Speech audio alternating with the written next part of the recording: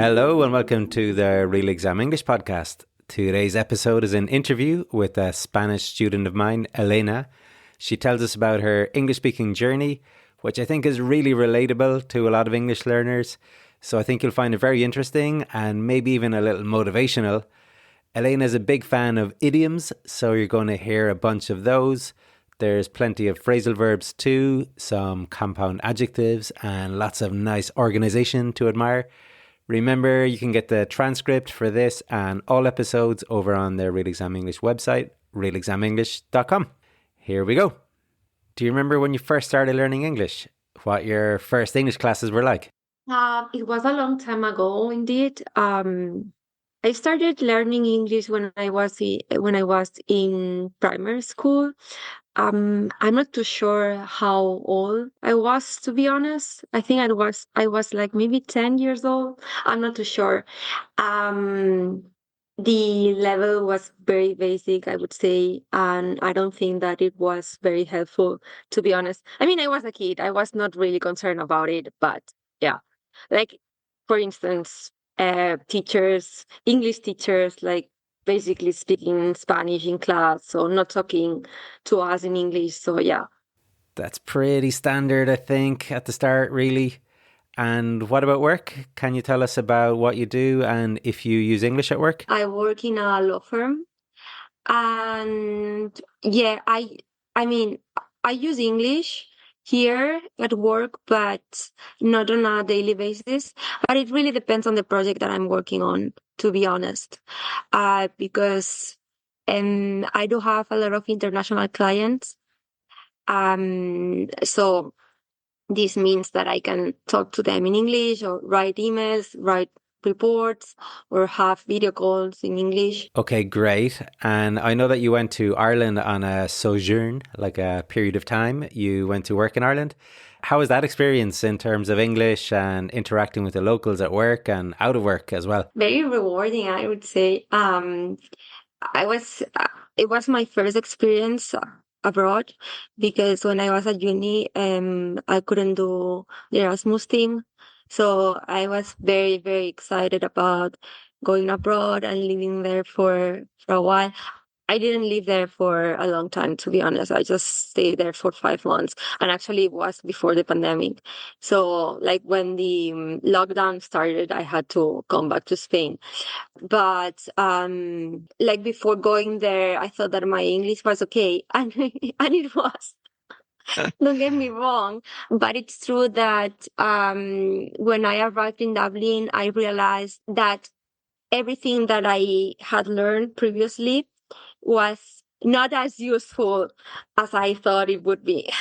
First of all, because of the accent, because some people have a very thick accent, um, and it's just difficult to understand them, especially if they speak fast. And secondly, because yeah, I was like all the time surrounded by Irish people who were talking to me in English, and it was a little bit overwhelming because I had never been in such situation before. Like here at work, for instance, I have a video call in English. Then I go back to Spanish, or I go back to Catalan. So my brain has time to relax. Mm.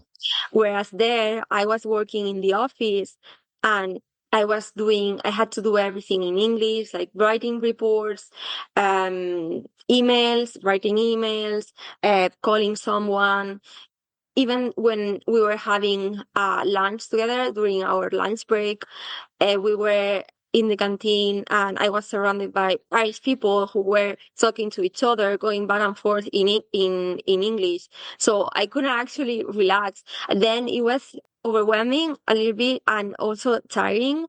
And like I remember like arriving at home at night and being like really exhausted, especially the first weeks. Then it got better. You just get used to it, and yeah, and you get better like super fast actually when you are like all the time with locals and speaking English. Yeah. So, okay, you noticed the improvement, but it probably wasn't like the textbook English, right? It was more like real life expressions. Yeah, exactly. Yeah, it was more real life expressions, like things that like a lot of I remember like a lot of phrasal verbs that I didn't know back then, and like all the phrasal verbs that I knew, they weren't using them, and I was like, what's wrong with me? They're using like, because I thought that I knew a lot of phrasal verbs, and I try to use them as much as possible. Well, that's when they come to mind. Really, I mean, I'm not like, okay,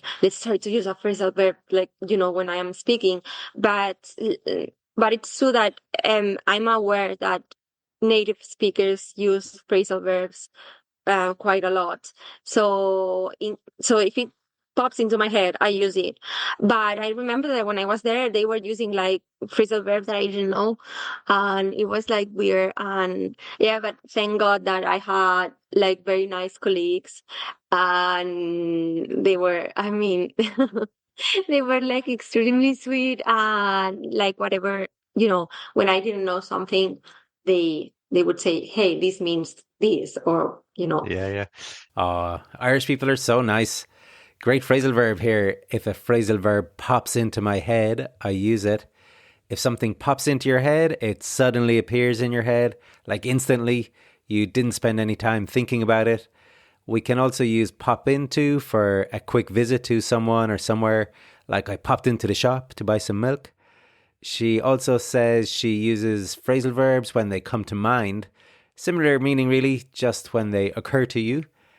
I love the organization in the answer before that. She started with first of all, then secondly. Also, she used for instance to give an example, whereas to make a contrast, especially to highlight something. Aside from that, she has lots of filler words which are very standard in casual conversation, such as I mean, like, you know. She even used don't get me wrong to clarify what she was trying to say. Excellent stuff.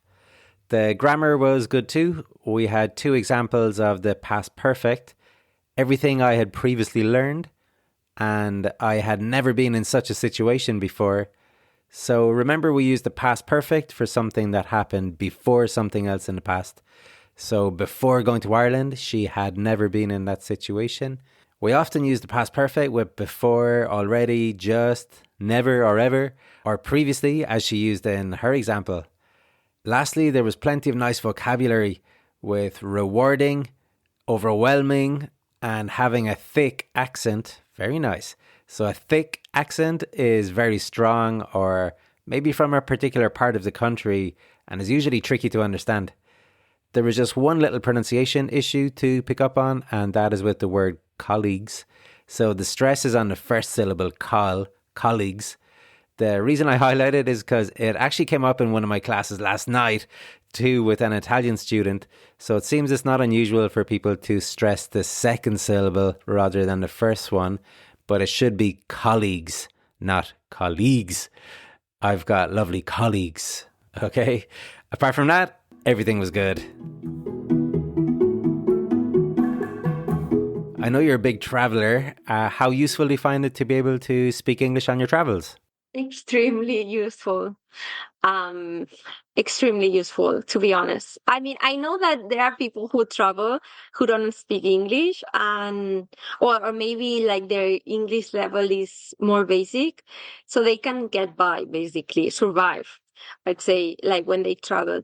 But for me, being able to have like meaningful conversations with people who live in the countries that I have been visiting, uh, make friends. So I do have a lot of friends who are not from Spain, and uh, those people live, like, for instance, in India or in the Philippines, and I have been able to do this because of my English, to be honest. Because yeah, you can be like super social, but if you don't speak like the same language, like, although you're super social, you can have fun. Like, I don't know, I'm just like thinking of being in a club and dancing, and you can have fun, but that's all, because you are not gonna be able to maintain like a friendship or like create a friendship from there. Yeah. So, like, first of all, like, yeah, like making friends, like being able to um to know the culture better. And I think it's just like useful if something like if a problem like comes up, really, like if your English is good, you will have like more chances to fix the problem. Absolutely. And about challenges, do you have any big challenges, or what's the biggest challenge with learning English? You mentioned phrasal verbs earlier in Ireland. Any other big challenges? On the top of my head, being fluent, being able to speak fluently. I think that's the biggest challenge, because I mean, when you reach a certain level and then you know the grammar, you know all the words, vocabulary, but being able to speak fluently is a challenge if you don't live in an English speaking country, because you don't practice it as much as you would like.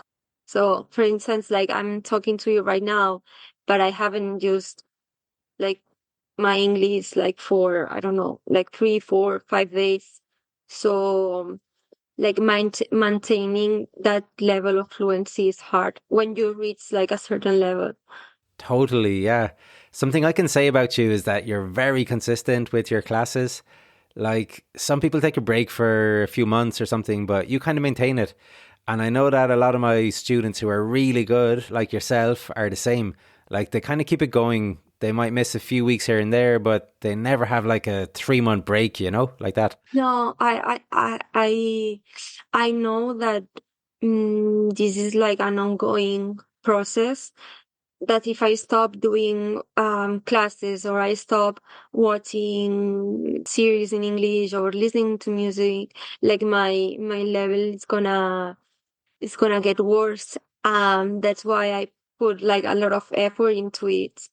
And because I really like English, so for me it's not like it's I mean, I don't see it as an effort. It's true that I'm very busy and I have, I mean, yeah, I would like to, I don't know, like right now, like summertime, like be at the beach, on Fridays, instead of maybe doing English with you. But I like it and I feel it's very useful, and I don't want to get worse. I want to keep my fluency as now. Some lovely phrasal verbs here. People with basic English can get by if they travel, meaning they can survive a difficult situation. We most commonly use this when speaking about languages, like I have enough French to get by while on holidays. Or maybe about money, like my family didn't have enough money to get by when I was a kid. Or I reckon you can get by on $20 a day in Thailand. The other phrasal verb was come up, as in to arise or to occur. She said if a problem comes up, you can fix it. You often hear this when people are often late for something. They say, sorry, something came up. Or another example would be something came up during the testing phase, so the launch was cancelled. One little mistake came up actually in one of the answers here. She said, on the top of my head. Okay, the correct version is off the top of my head, meaning to think of something in the moment, not giving it much consideration. Really handy idiom, that one. She nearly nailed it.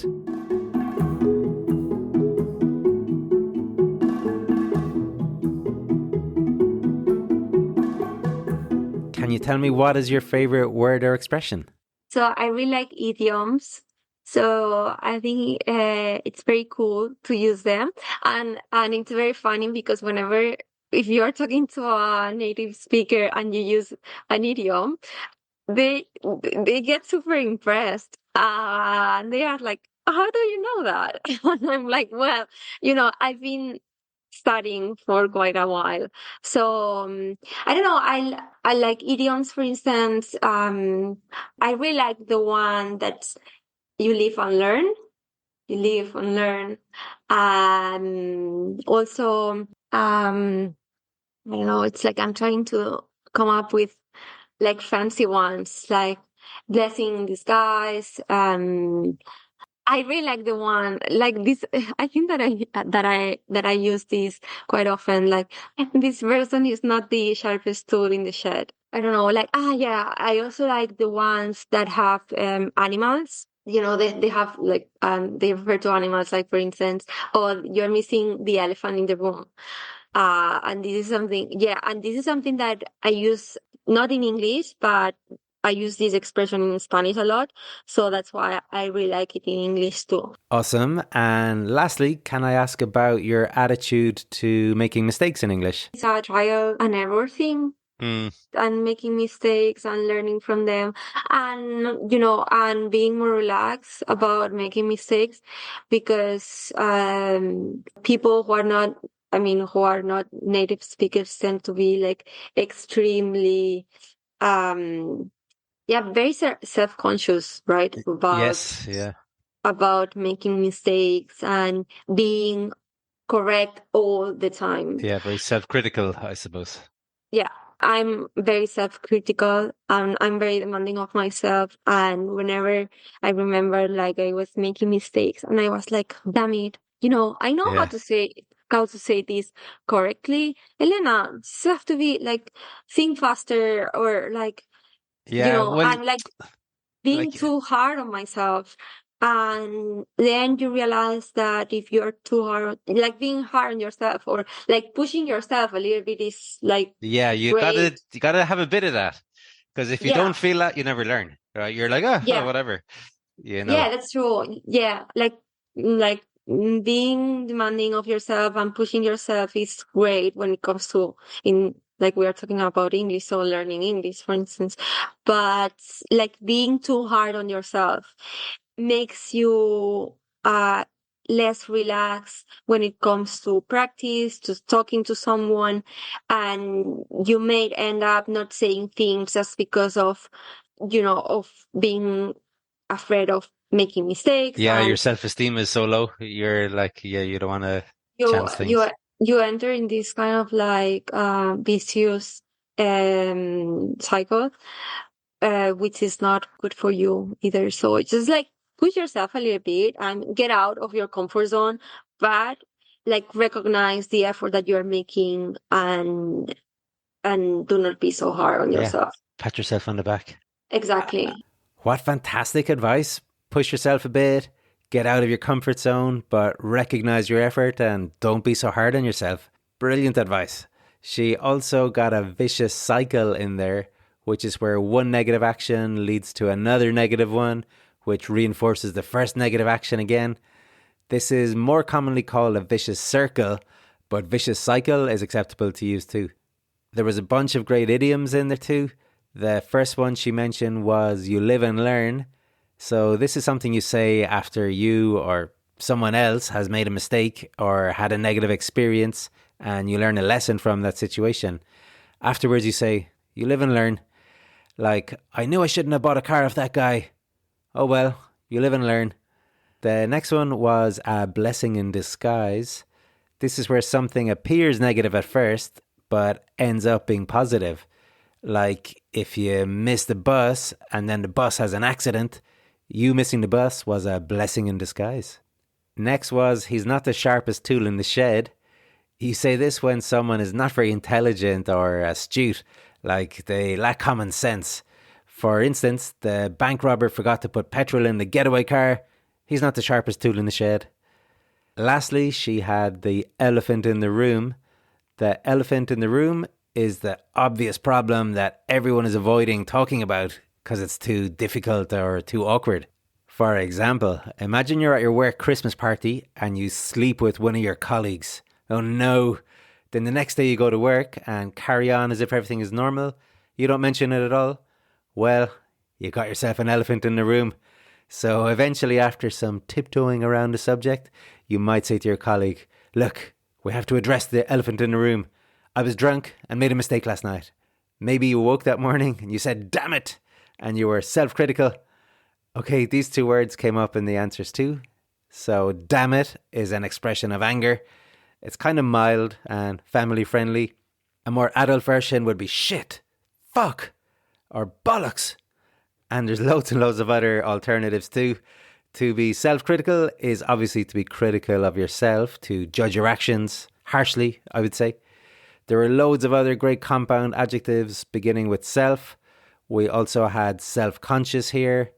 Other good ones are self-made, when you did something all on your own, often about a business. A self-made millionaire. Self-deprecating, when you're kind of modest and maybe make fun of your own limitations. Or self-indulgent, when you allow yourself to do something that's nice for yourself, maybe something luxurious. Like, it was a bit self-indulgent of me to eat lunch in the Michelin star restaurant, but it was delicious, so it was worth it. As Helena said, don't be so hard on yourself. And that's all from Helena today. What a fantastic interview. I thought she explained really well some of the struggles that all of us as language learners go through, and her positive drive and attitude is truly inspirational. So thanks very much to Helena for that. And that is all we have time for today, guys. If you enjoy that, you can leave a comment in Spotify, Apple Podcasts, or wherever you listen to these podcasts. All the best, Trevor.